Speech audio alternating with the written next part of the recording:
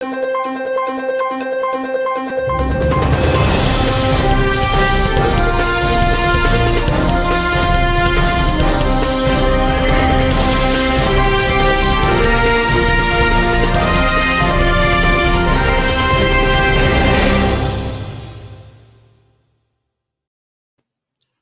Democrats. Today is Monday, November 15th, and it's time for the Chair's Daily Live. Happy Monday. Okay, so I can't believe it's already November 15th, but that's where we are. And today has been, oh my gosh, it's been an event-filled day. I have a lot of stuff going on, and then I have a special guest that's going to come on and talk about it, so you guys can hear somebody other than me talk about it. So a couple of things I want to talk about. I want to make sure that everybody is aware that the president did indeed sign the bipartisan infrastructure deal today. So it is a done deal. And some of the impact that it's going to have on Oklahoma is really kind of great. We're going to be getting $4.3 billion in highway funds to fix our highway roads. We're going to be getting $349 million for public transportation. These are things that are going to benefit Oklahoma directly. And so this isn't, even though, let me be real clear, even though none of our congressional delegation voted for it. And I don't want to say that they didn't vote for it. I want to be clear. They voted against it. They had an opportunity. They say that they're fighting for us. They say that they want new roads. And when they had an opportunity, and I'm just going to keep hammering it home because people don't watch me every day. And I want you to know that our entire delegation opted to vote no on improved roads. They vote no on making sure that all Oklahomans had access to affordable high-speed internet. They voted no on public transportation and the plug-ins for electric cars. They voted no. And I just want to make sure that we don't lose sight of that, because it is very important when we start talking about, who represents us or who should be representing us and forgot. I just want to make sure that we know why. We have some very specific incidences of them failing to do their duty in representing us. Speaking of, I want to remind you of some folks who are running to represent us. We have Kevin Hearn in Congressional District 1, where I live, who's threatening to defund the labor department for no other reason. And then we have, Nathan Dahm, who has come up with another reason where he's trying to get some free press. That's really all he's trying to do. It's not about what's important for our Oklahoma Constitution, what improves the lives of Oklahomans. He's just looking for one more way to get on TV. So I am not going to do his job for him and tell you what new stupid piece of legislation that he's put forth, but it is another one. Don't even look at it, because he's just trying to get your attention and he's not worthy of it. So I just want to make sure I say that. And today, being November 15th, is the last day to file for your child tax credit. If you have children under the age of 18 living at home, children living at home, today is the last day to apply for that tax credit. It's yours. Don't let it go to the wayside.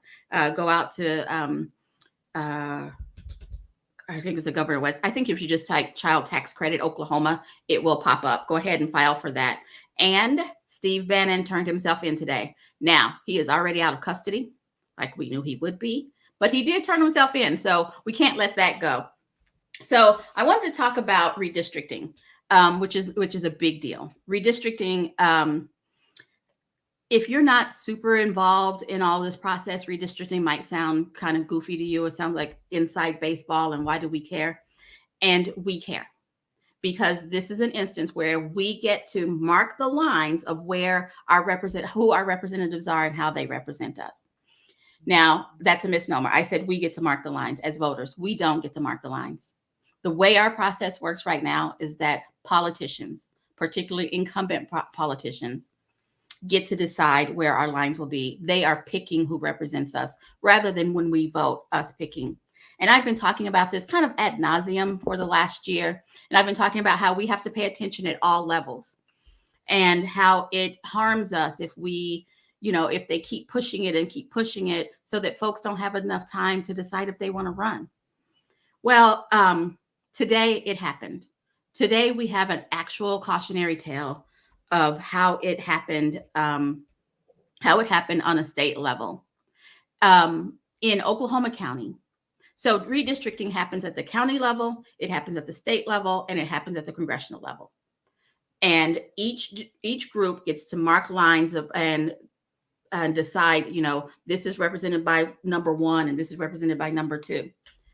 So in Oklahoma County, in the county commission, the county lines, County Commission 3 was redrawn. And I live in Tulsa County, so I've invited a guest to join me so we can talk about this in depth. So what has happened is we had a candidate who did what I'm always begging candidates to do and started early. We had a candidate go out early, go out strong. I have personally, living in Tulsa, I have personally seen walk cards. I have personally heard campaign speeches. I know that this candidate has been running. And I'm talking about it in generic terms because I'm burying the lead on purpose. But this is a candidate who is popular in Oklahoma City. Most people know who this person is. They've been running. They set up a campaign. Folks knew who they were. And this morning, they learned that they have been drawn out of the district. So the seat that they have been running for, they are no longer eligible here at this late date, because we are 5 months past the time when this person announced and had started running. 5 whole months. And they announced today that they're planning on drawing them out of the district. So I want to join someone who's been following this very, very closely, has been making their voice heard at the county commission meetings, and can talk a little bit more to it because they actually they just got drawn out of the district. So I want to invite Sean Cummings to join me. How are we doing, Alicia? Thanks for having me. Thanks for joining me, Sean. I'm going to let you tell people why I invited you. Okay. So my beautiful wife, Kathy, mayor of the village in Oklahoma, in the kind of the center of Oklahoma City. If you're from other parts of the state, we're a city within a city. And my wife was the mayor there. She's a city councilor now, was running for District 3. And literally today, we went down to see the first drawing of the maps. Now, they vote on them on Thursday, so it's kind of weird. But we go down today, and honestly, there is a chunk like this size right here taken out next to the lake, which is where we live, and moved into Kerry Bloomer, another Democrat's district. By doing that, 10,000 people live in the village. They've been in this district for 40 years. But a guy named Kevin Calvi just didn't want to run against her. And this is the power of gerrymandering. So if you look at Oklahoma City, we've got a huge lake in the middle of it. Everything around that lake is now Brian Maughan's district, which is a Republican from the south side of town, literally 15 miles from here. But that guy ended up with all this other stuff. And so we got to watch them draw and redraw and give and take cities to try to make all this make sense.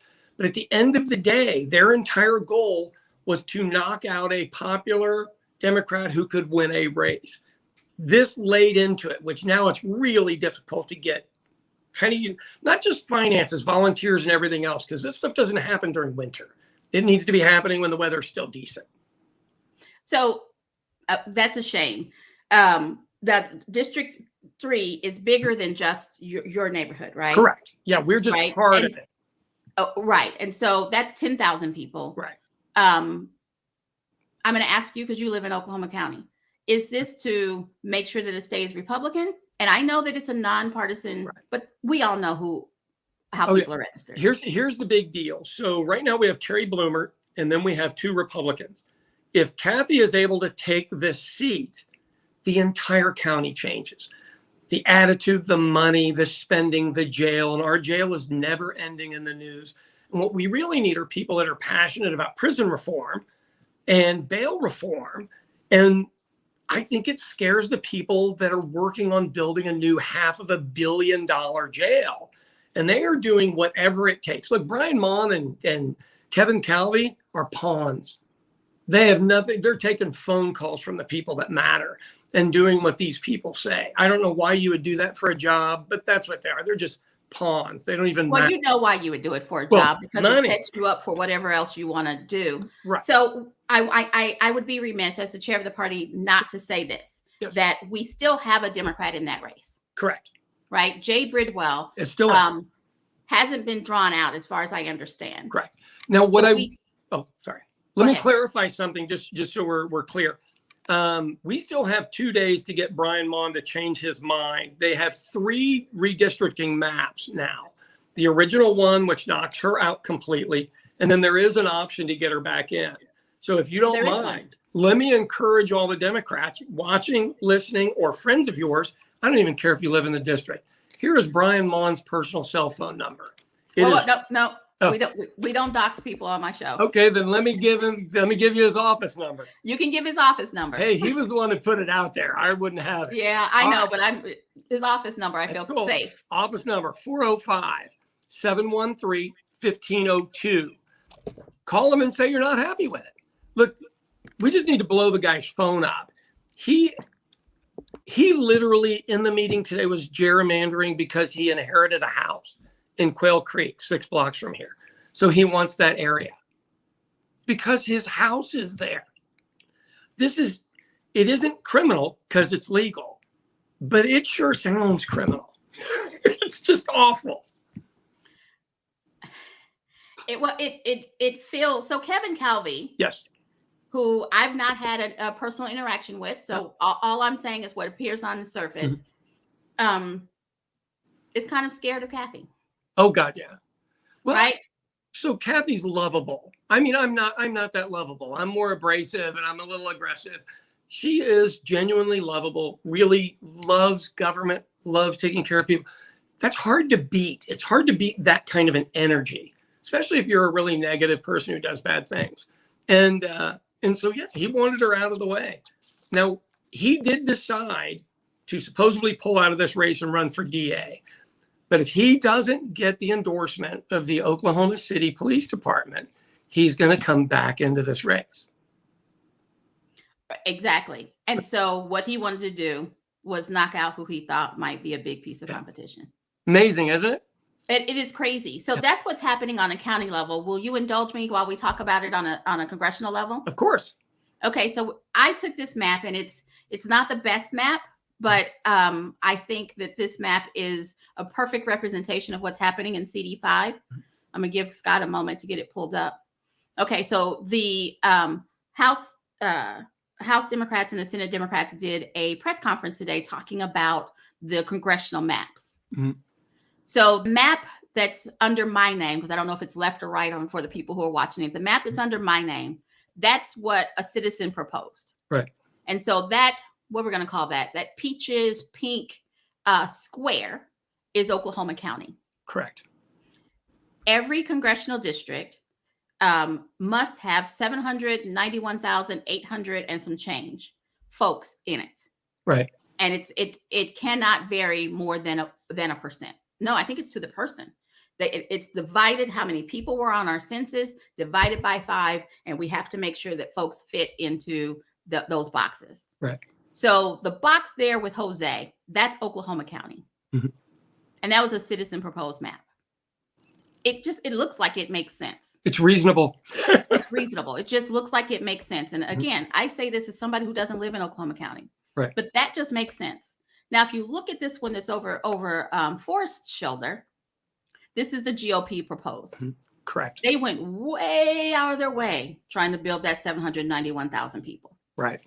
Right. So they cut out a portion down here in the, I'm going to call it the bottom left corner. Mm-hmm. I hope it's the left when you're looking at it. The bottom left corner, they cut those folks out and moved them into a rural district, because Congressional District 3 is rural. No matter how you shape it up, it is a rural district. And then they went and got all of this land mass of other rural districts to come up with the same amount of people. Right. Yeah. So I had the pleasure or misery of watching the map makers today, because there's 2 of them. Right. And this guy redrew Oklahoma City in seconds. So we can't act like this is hard to do. It's literally map making programs. So what they did is they took Southside, which is a largely Hispanic area, and basically, I won't have the exact quote, but I'm close, because people said, "What does that have in common with the Panhandle?" And they go, "Well, there's a lot of Hispanics in Guyman."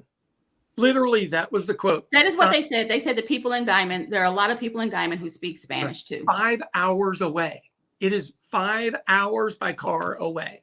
So if you look at it from a voter standpoint, obviously they moved in the red rural area. Oklahoma County is purple and bluish. Democrats performed very well here, very well organized, and everybody seems to get along pretty well. So they just split that up and made it, and it doesn't matter who it ends up the Democratic nominee, they probably just lost 15 or 20,000 votes. And that is a lot of votes to come up with. Well, just the Hispanic community that they moved out represented 86,000 people. Right. It's insane, isn't it? Wow. And so let's take Democrat, Republican out of it. Let's just take that out of it, which is kind of hard because we're both hardcore Democrats. But go ahead and put the map back up, please, Scott. What they've done is that those people, whether they be Democrat, Republican, don't vote. Right. Those people that they cut out of Oklahoma County, right now, as they're part of Oklahoma County, the people who are making decisions about urban Oklahoma County are making decisions about urban issues. Right. Now, when we take them out, the person who's making the decision about the congressperson who's making a decision about them are making rural decisions, not, considering the urban parts less. Right. I don't want to ascribe negative motives to a specific person, but that's just how rules are made. You make decisions for the majority of your district. Right. Which means the folks who live in an urban core who just happen to be carved out and shoved over there, their voices will be less heard. Yeah. And if they're heard about issues that don't mean anything to everybody else in their district. Look, the issues on the South Side have literally nothing in common with the oil business and ranching, farming, and everything that you would have on your way up to the Panhandle. Oil, that's a lot of oil and gas. And you get to the South Side and the issues are absolutely and utterly different. A lot of immigration, a lot of it's schooling, a lot of it's federal funding coming in. It's wretched, but it's been played exactly like a lot of the things were played back in the 60s. They found people that they could look like these folks to make these decisions publicly, which really is that much more insulting. Well, it is, and the fact that they don't know how to talk about it. To say that people in Guyman speak Spanish, it's just saying everybody who speaks Spanish is a monolith. Right. Yeah. Right. Urban core people who speak Spanish, who speak Korean, who speak have different issues than rural folks who speak Spanish, Korean, English. It's just different issues, and the fact that it was said out loud that they speak Spanish. So what's the big deal? Right. It's insulting, it's degrading, and it's kind of set Oklahoma back. Oh gosh, yeah. Bit, right? I think we have showed the worst of ourselves in this past couple of weeks. We also want to keep in mind here, and let me throw it out there. Both of these two big attacks on number 5 and this county here were female. We already don't have enough women in the legislature. Well, let me tell you why. You get into a race, you raise money, you do all this work. 2 old dudes, literally 2 old dudes, go make this decision and just cut you out. And you're just supposed to, what are you supposed to do at that point? Because my wife's not just going to take it. She's not that type. But a lot of people would just go, this just isn't worth it. We're in a dogfight. And we need, as Democrats, to understand we are in a dogfight. And some of it's going to appear unpleasant to the more gentle, kind, nice Democrats. We will look unpleasant to them. But we are literally, they got their foot on our neck. We have to fight for what is right. Right. The reason that we have these voices, the reason that folks put their name on a ballot is because they want to fight for what is right for their communities. Yep. And Kathy making a decision to fight this fight makes sense. I mean, it makes sense if she put her name on the ballot. So this is something. And as Democrats, I jumped on having you on today because as Democrats, we have to fight. We have to say, yes, we see what you're doing, and we're not going to stand for it. Yeah. It is not okay for you to silence the voice of so many folks. Right. Or it is not okay for incumbent legislators who likely won't be there the next time we draw the maps to decide who they represent rather than voters deciding who represents them. Exactly. And do you think that people just don't understand the seriousness of it, or it is the complicated nature? I think it's the complicated nature. We talk about redistricting and we talk about gerrymandering, and it's a hard, if you're not a political geek like we are, it's hard to make it real for people, which is why I wanted to have you on, because it is directly affecting your household now while we're talking. And money. I mean, here's the thing. Nobody gets into an election for free. You can raise money and everything else, but your personal time, energy, livelihood, and everything else is put on hold, and endless volunteer hours for yourself, for your family. There's a lot of investment here. The good news is I think in CD5, and you're going to find in this county, these ladies are going to fight to the death. They're not going to take it. And that's what we have to do. Right. That's what we have to do. And so I am going to encourage you guys to reach out to Jay. Yep. Have him as part of the fight. Oh yeah. Because we all have to go shoulder to shoulder. Yep. We have to go shoulder to shoulder and make sure that our voices are heard. Make sure that they can't just walk over us with ease. We got to make it a little bumpy for them. Yep. Sean, I really appreciate you joining me. I've talked way longer than folks are used to me talking. But I've been talking about redistricting, and I think it's one of those things that's way over folks' heads. But to bring it in, make it about people. But people know Kathy, right? She's a face. She's not just an idea. She's an actual person. People know Kathy. And I hope that this gets people to understand why we have to care all the time, not just when there's a governor on the ballot, not just when there's a president on the ballot. We have to care because county commission touches your life more often than the governor, more often than the president. County commission touches your life every day. And so I just wanted to make it real for folks. Thank you for letting me use you as an abject lesson. Happy to do it. Thanks for joining me. And guys, for everyone, thanks for joining me. Sharing is caring, and I will be back here tomorrow at 4:15. Have a great one. We'll see you.